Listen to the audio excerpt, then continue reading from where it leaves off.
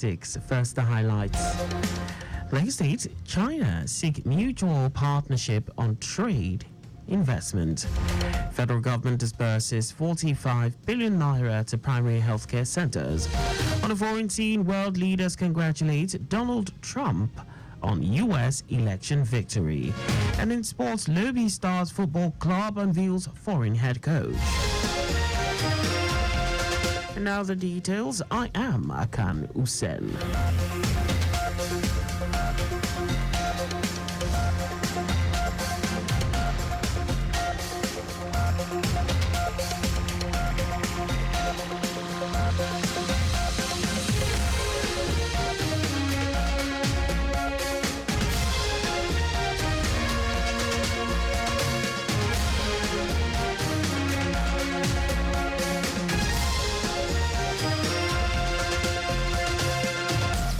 Lagos State Governor Babajide Sanwo-Olu says his administration is dedicated to fostering an environment that promotes trade, encourages investment, and supports local enterprises for the continuous development and growth of the state. Sanwo-Olu said this at the opening ceremony of the 2024 China Commodities Expo Nigeria held in Lagos. The governor, who was represented by his deputy, Obafemi Hamzat, noted that the state government recognizes that strong bilateral relationships are vital for attracting foreign investments that will drive infrastructure development and create jobs. He noted that the event, which is important in a time when the world is evolving economies and advancing technologies, will provide essential platforms for mutual benefit and showcase a diverse range of Chinese products and services, as well as create an opportunity for Nigerian businesses to engage with innovative solutions and expand their networks. In his welcome address, Acting Consul General of the People's Republic of China in Lagos, Jin Mingyu, stated that the China Commodities Expo Nigeria serves not only as a platform to showcase Chinese products, but also as a bridge for enhancing understanding and deepening cooperation between Chinese and Nigerian businesses. Lagos State Governor Babajide Sanwo-Olu says the creative sector offers a unique opportunity to showcase Nigeria's positive image globally while addressing the negative narratives often associated with the citizens. Governor Sanwo-Olu said this at a press briefing held at Lagos House Marina to announce the forthcoming Lagos International Theatre Festival, urged practitioners not to relent in taking theatre and the creative industry to higher heights. In line with the Themes Plus agenda, the governor said his administration will create enabling environment, make policies, provide opportunities and grants to support the creative sector. Governor Sanwo-Olu at the briefing, which had in attendance the former Cross River State Governor Donald Duke, said Lagos had unique opportunities to showcase the image of the country through festivals like the Lagos International Theatre Festival. And we've said to ourselves that from October into November and December, it really should be for the creative industry. We've seen a Lagos fashion, you're seeing a Lagos arts and museum, you're seeing a Lagos Acropolis, you're seeing a Lagos museum, you're seeing a Lagos food coming this weekend. Now we're going to be seeing a Lagos theatre festival. See that we're trying with all of us, ticking all of the boxes of that important sector, creative industry. On her part, the Lagos Theatre Festival team lead Bolani Austin Peters said the event aims to bring back the power of the arts and stage to change communities and impact positively and also create job opportunities, just as the world will witness the beauty of Nigerian performances on stage.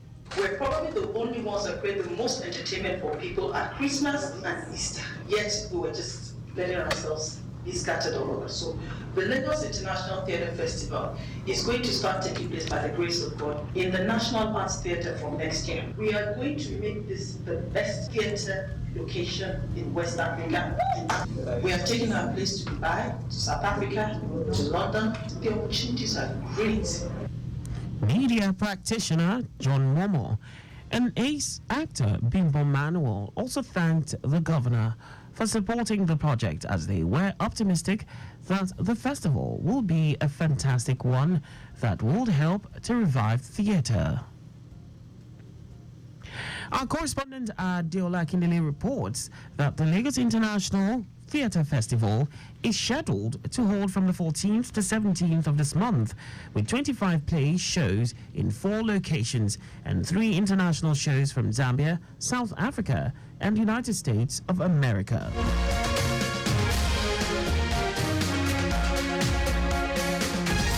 Over 2,500 secondary school students and teachers drawn from 200 public, missionary, and private schools in Lagos State have been trained as first responders on cardiopulmonary resuscitation, CPR, first aid, and safety techniques. In his opening remarks, Executive Director of Health Emergency Initiative, HEI, Pascal Achunine, explained that the training came after the approval of the Lagos State Ministry of Education to train students, set up first responder clubs in schools, conduct essays and debate competitions, and inclusion of pre-hospital skills in the school curricula.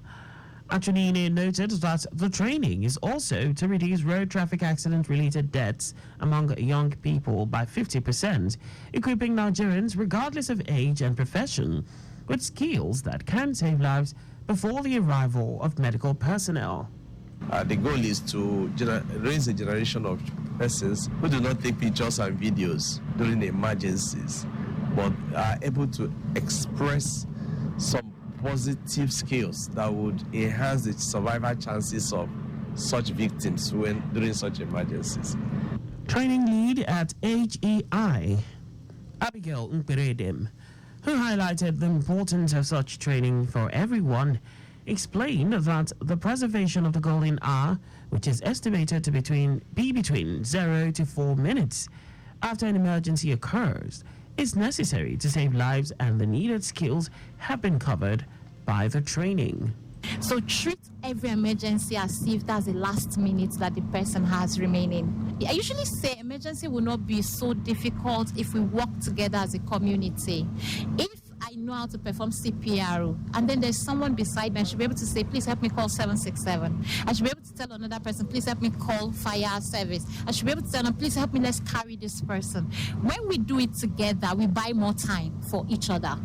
Earlier, participants at the training expressed satisfaction with the level of knowledge that has been impacted on them, while also commending the organizers for the initiatives.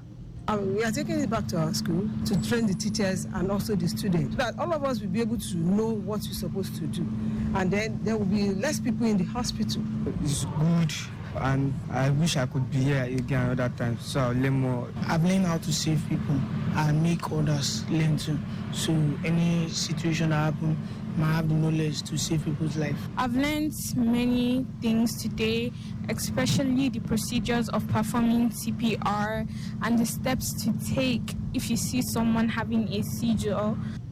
According to the World Health Organization, WHO, cardiopulmonary resuscitation, CPR, and first aid treatments on burns, fractures, cardiac arrest, and bleeding resulting from road accidents and emergencies can ensure that victims stay alive until medical personnel arrive the scene. And now to the rest of the stories. The Coordinating Minister of Health and Social Welfare, Mohammed Pate, has announced that 45 billion naira has been disbursed directly to primary healthcare centers across the country through the Basic Healthcare Provision Fund. Pate made the statement in Abuja at the ongoing 3-day Nigeria Health Sector-wide Joint Annual Review theme, It's All for Us, accelerating our health sector reforms together. He said the Basic Healthcare Provision Fund 2.0 reform uses equity considerations in distributing financial and human resources to over 8,000 primary healthcare centers through direct facilities. Pate stressed that there has been a significant progress in tackling infectious diseases with a 40% reduction in diarrheal diseases, a 24% reduction in tuberculosis, and a 12% reduction in HIV. Ekiti State Governor Biodun Oyebanji has appointed Justice Lekan Ogumoye as Chief Judge of the state. Special advisor to the governor on media, Olayinka Oyebode, who announced this in a statement, said the appointment is in furtherance of the powers conferred on the governor by Section 271, subsection 4 of the 1999 Constitution. According to him, the acting chief judge replaces the former chief judge, Justice Oyewole Adeyeye, who passed away on Monday. Now to foreign news. World leaders have congratulated Donald Trump for winning the United States presidential election. Israeli Prime Minister Benjamin Netanyahu and UK's Keir Starmer are among the first world leaders to congratulate Trump. Hungarian Prime Minister Viktor Orban, who is a close Trump ally, said his election was a much-needed victory for the world. Orban had openly endorsed Trump's re-election bid after being the first and only EU leader to back him in 2016. Also, Slovak Prime Minister Robert Fico said Trump's victory was a defeat of liberal and progressive ideas, noting that the election was also a confirmation to never trust the media and polls. On his part, Nigeria's President Bola Tinubu also extended his heartfelt congratulations to Donald Trump on his re-election as the 47th President of the United States of America. Donald Trump claimed victory on Wednesday and pledged to heal the country as results put him on the verge of beating Kamala Harris in a stunning White House comeback. Well, I want to thank you all very much. This is great. These are our friends. We have thousands of friends in this incredible movement. This was a movement like nobody's ever seen before. And frankly, this was, I believe, the greatest political movement of all time. There's never been anything like this in this country and maybe beyond. And now it's going to reach a new level of importance because we're going to help our country heal. We're going to help our country heal. We have a country that needs help, and it needs help very badly. We're going to fix our borders. We're going to fix everything about our country. We made history for a reason tonight, and the reason is going to be just that. We overcame obstacles that nobody thought possible, and that was U.S. President-elect Donald Trump.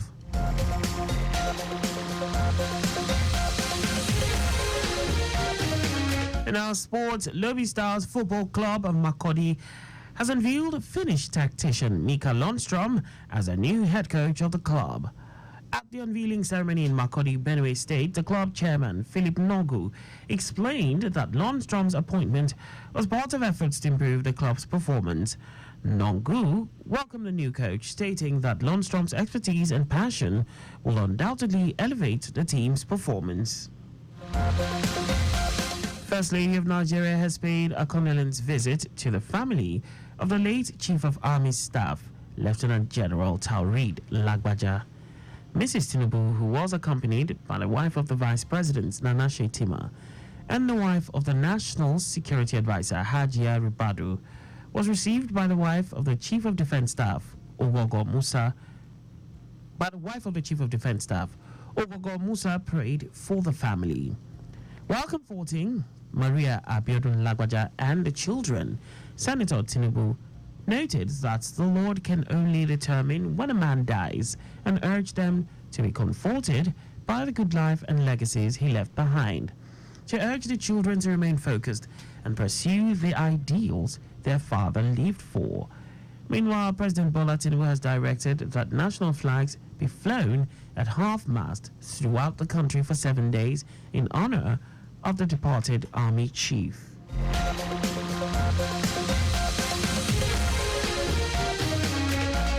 And that's all for the news. at 6. Just before we go, remember, speed thrills but kills. Please avoid excessive speed. You can follow us on like all our various social media platforms and X at Traffic Radio 961, Facebook Lagos Traffic Radio 96.1 FM, Instagram Lagos Traffic Radio 961. On YouTube, subscribe and watch us live on our channel Traffic Radio 961. You can also visit our website on www.trafficradio961.ng. Did you know that the Sanwo-Olu administration introduced a 1 billion naira agriculture value chain fund targeted at businesses that operate within the agric value chain? You can get more details on the Lagos State Government's website. To end the news, here are the highlights of the major stories. Lagos State Governor Babajide Sanwo-Olu has stated that his administration is dedicated to fostering an environment that promotes trade, encourages investment, and supports local enterprises for the continuous development and growth of the state. Coordinating Minister of Health and Social Welfare Mohammed Pate has announced that 45 billion naira has been disbursed directly to primary healthcare centers across the country through the Basic Healthcare Provision Fund. We also told you that world leaders have congratulated Donald Trump for winning the United States presidential election. And in sports, Lobby Stars Football Club of Makurdi has unveiled Finnish tactician Mika Lundstrom as the new head coach of the club. For contact with the newsroom, please send a message to info@trafficradio961.ng. And that ends the news broadcast compiled by Adirayo Iduwolaya. I am Akan Usen. Thanks for listening, and please